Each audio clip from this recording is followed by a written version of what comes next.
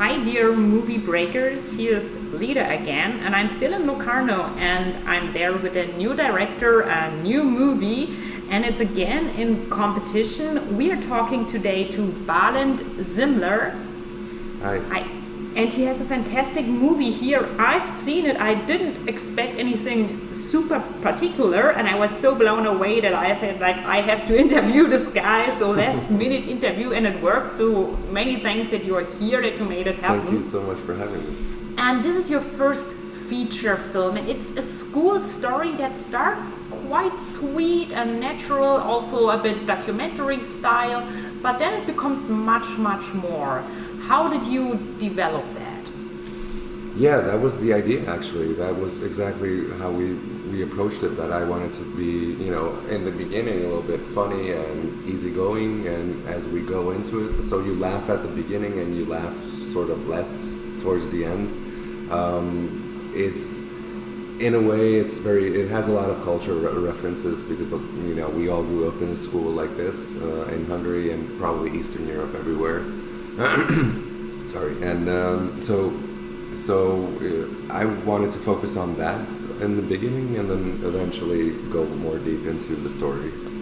So the story, the international title is Lesson Learned, but original Hungarian title is Fekete Pont, and it means something like black point. But I asked a Hungarian colleague, and she told me it can also mean something like something that disturbs you, that's somewhere where it shouldn't be, and you kind of wanted to get away. Exactly, yeah. Which is a very good metaphor for what's going on in the movie. Yeah, exactly. That was the idea too, because if you, as a punishment, you can get a black point if you didn't do your homework, if you did something wrong in the class and whatever. So you can get a black point, and you collect your black points, and you get a bigger punishment eventually. So that's how that's what they do in the school, and also.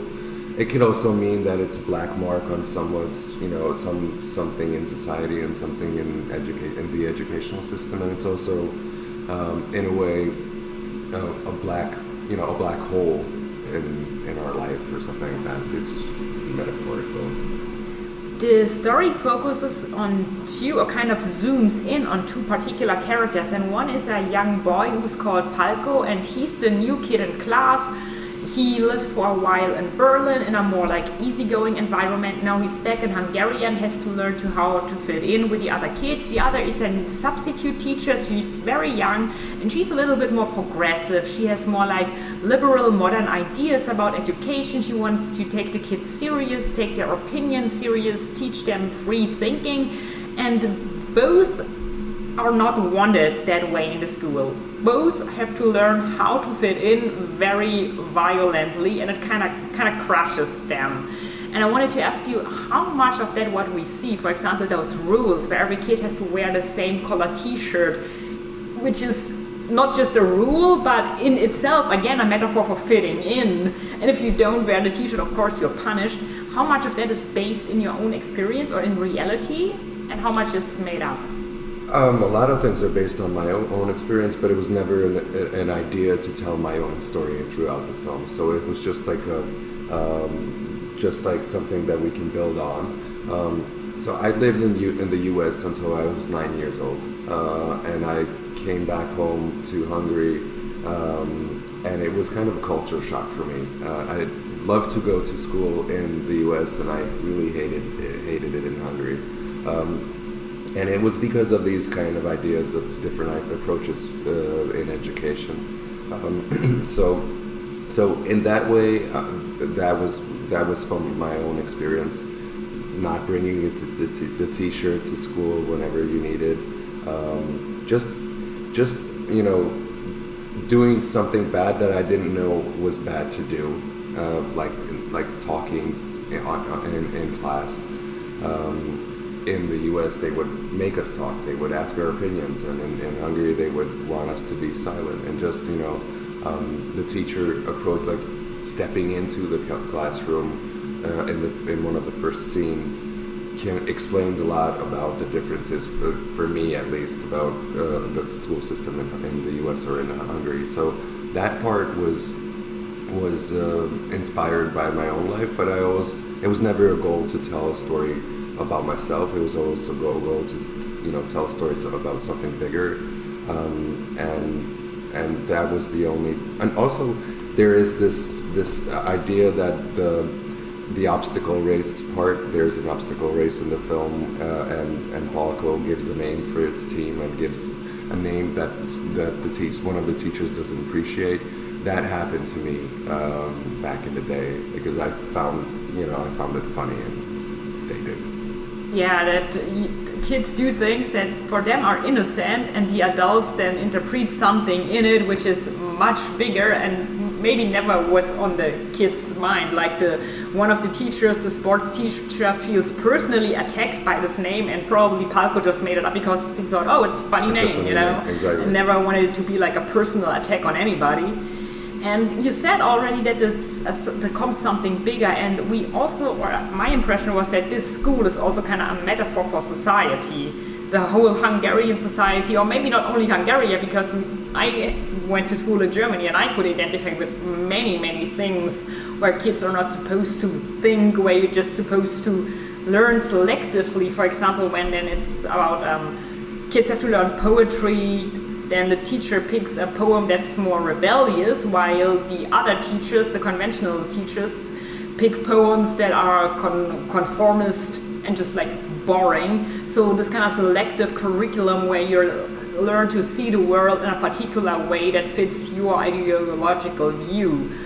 How deep did you go into this political issue, and how much were you involved in the current day politics of Hungary then? Yeah, I mean, it's really hard not to be involved now in Hungary because it's kind of like climbing in your window at night. It's like it's everywhere.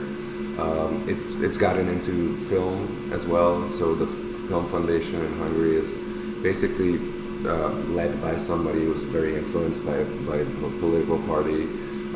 So now most of a lot of filmmakers are cut off of making a film just because they don't support the ideas of the government. So it's kind of all over the place, and it's really hard not to talk about it and hard not to reflect on it. And it also was sort of a motivation for me as well, because I felt like it's time to stand up and it's time to do something about it. I'm not sure that it's gonna have a big effect on society in this sense, but as much as I can do, I'd like to do to change this. But I mean, in the film,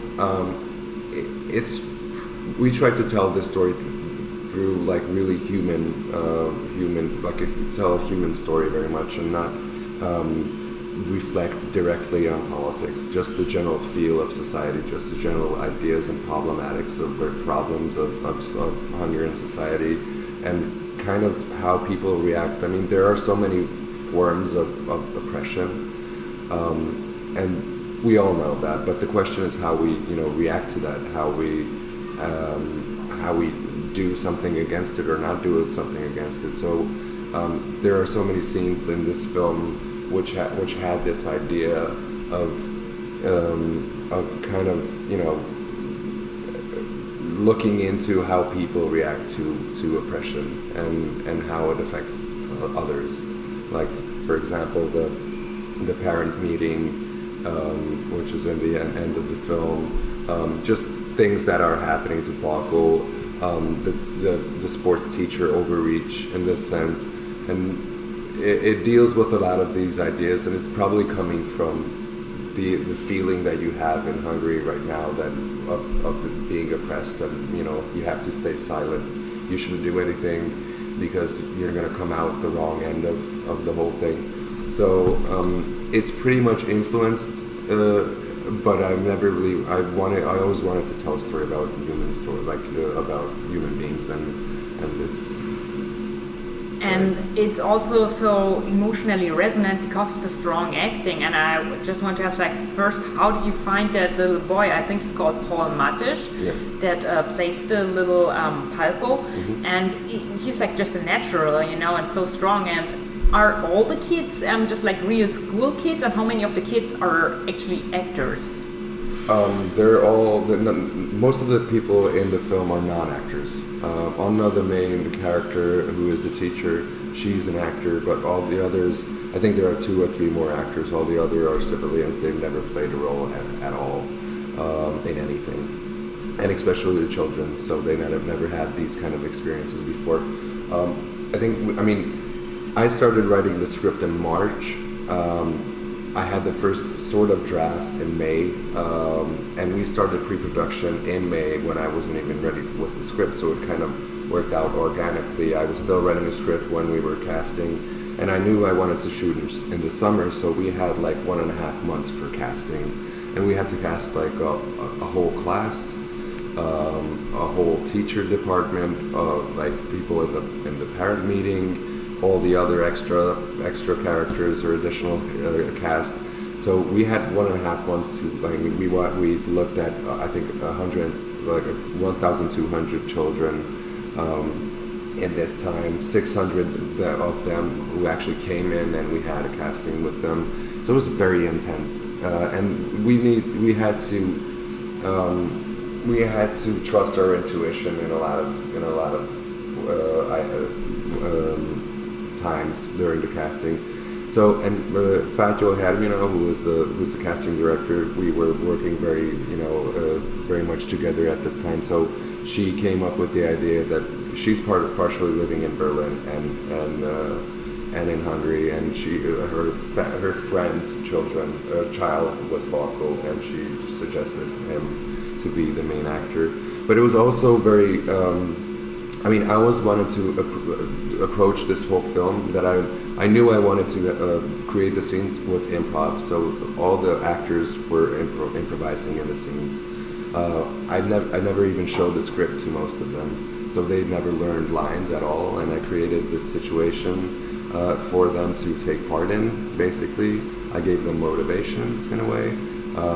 They knew where the scene is supposed to go, and they knew the idea of the whole story. The scene itself, and they kind of navigated inside the film in a sense, and it was all improv, most of the scenes.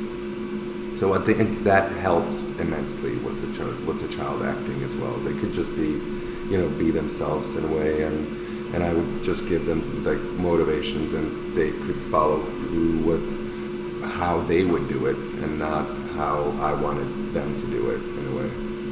And it works out incredibly well. It really takes you back to your own school days, and it all is so natural, as I said, that it could be almost documentary style. And what also at least took me back to my school days was this school is basically falling apart, which of course is also a metaphor for the broken education system. But on the other hand, it also kind of shows that the teachers have so much to come up with. They have to deal with all those things which are broken if the projector isn't working, if the windows are falling out, if there's no working computer in class, and somehow they still have to teach the kids stuff. So it's not like that all the teachers would be presented as evil or they want to suppress the kids, but they just kind of have to make everyday work, and it's kind of also understandably that after maybe 10 or 20 years you lose your motivation. And first, is this a real school? How did you find it? And were schools in Hungary also broken like that? Because in Germany in the 90s and zeros, they definitely were. They definitely looked like that. Yeah, pretty much. I think this school that we chose is in good shape actually. So it's usually not like this. It's not as good as this school. So the school system, it was centralized by the government in I don't know, 10 years ago. So every school lost its own autonomy, and they kind of have to apply for everything, even chalk for the board, for toilet paper, for everything. So they don't have their own money, they don't have their own budget, and they can't make their own decisions because it's centralized in that sense. And since then, the school situation got a lot worse, and schools are practically falling apart. Actually, there is this window scene when the window falls out. I stole that idea because I saw an interview with a teacher who told that story in a situation, and he said that actually the window fell out with its case. and they couldn't fix it. They asked someone to fix it, who said all the windows should be fixed, otherwise they're all gonna fall out. And then eventually a parent gave some money and they could fix it eventually. But that was a story that actually happened in the Hungarian school, and I kind of built that into the film. But I didn't really want to, I wanted to talk about the humorous part of that idea, and not, and it is a metaphor, obviously, but it's maybe not so heavy in this sense, and because it's, not having money is not the only problem in the system. It's the idea of how they teach.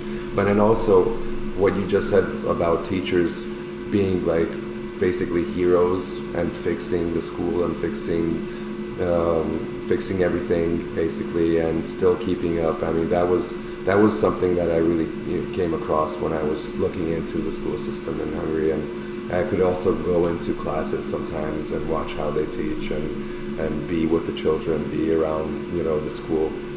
And obviously the system, it has a lot of problems, but all the teachers and that was a big issue, how we can talk about the problematics of the school system without dissing the teachers and without saying bad things about the teachers, because they are actually heroes in this environment, still keeping it moving somehow.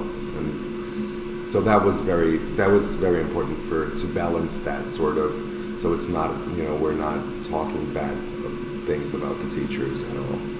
And about in the second act of the movie, you make a very daring decision. You show this theater play which the kids stage, and the amazing thing is we almost see, well, not all the play, because the play probably would run an hour, but we see a very big part of this play actually playing out in real time with the kids, like a kids stage show in school. And of course the play also has some metaphorical, symbolical aspects that fit into and link into the story. And I found it very daring that you did that. Did you have thoughts about it? Was it easy to keep that part in the project? Because actually during the press screening, some people went out during that scene, but I still think that it's good because the audience needs to be challenged. A film shouldn't always be cozy. Sometimes audiences need to be challenged. I agree completely. I'm kind of fed up with all the everything coming in the window, like Netflix and everything. So it's too much to process for me, and that's why people, it's easier to watch something that just goes through you, like McDonald's food. Yeah, like feel good. Yeah, it's good, and then you don't remember it next day basically, and it's getting more and more like that now, and it's hard for me to watch anything like that anymore, and it feels overwhelming, and that's why it was a debate to have that scene or not. We were thinking, I always had the idea to do that, and especially because we shot that later on, so we can shoot that in the school, and then the main shooting time, we had to prepare it and shoot it in one day later on in, I don't know, November, maybe January. So we were very dedicated to do it, and we shot it later on when the film was almost like in editing and almost finished at the time, and we weren't missing a scene like that, but we still wanted to. I still wanted to shoot it, and when I added that, there was a big debate. We had like test screenings, and a lot of people said that they don't miss it at all, and some people said that they do, they love it, but it was the same. I think at the end of the day, that was the idea that I had. I mean, you need to be challenged sometimes, and I also like when a film surprises me in that way. Some people don't, honestly, and I know that it's really going to be controversial in that sense. But I like it. Yeah, I'm also very glad that you kept it in this scene. And there's another scene that even stronger resonated with me, and that's this kind of PTA meeting where the parents of the kids are called to meet with that younger teacher. since they planned a class trip and one of the parents is too poor to afford the class trip. So the question is will the whole class trip be cancelled and substituted by minor activities, or will they do the class trip without this one kid? And then we see that intense classist shaming of this one parent who simply, even though she works all the time, cannot afford to send her kid on a class trip. And did you experience situations like that? Because for me, this is just like what I experienced when I was a kid. Like, I was the poor kid in class, and this is really how it happens, you know, that it's like they pretend they want to give you money, but they don't want to give you money, and they blame you for giving you money. And if you don't step back yourself and say like, oh, I just go without me, I'm fine, I'm great, then you're just continuously shamed. And did you experience something like that, or did you hear about it? Yeah, not myself, but I worked. I experienced. Before the film, I did a show. It's sort of a TV show, but it was on YouTube because we made a show about people talking about their lives, and I experienced a lot of stories like that.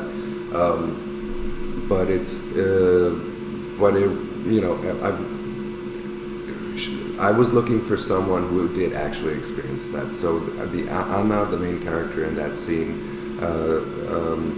was a different casting from all the rest because it was very hard to find someone who could talk about her experience in that way.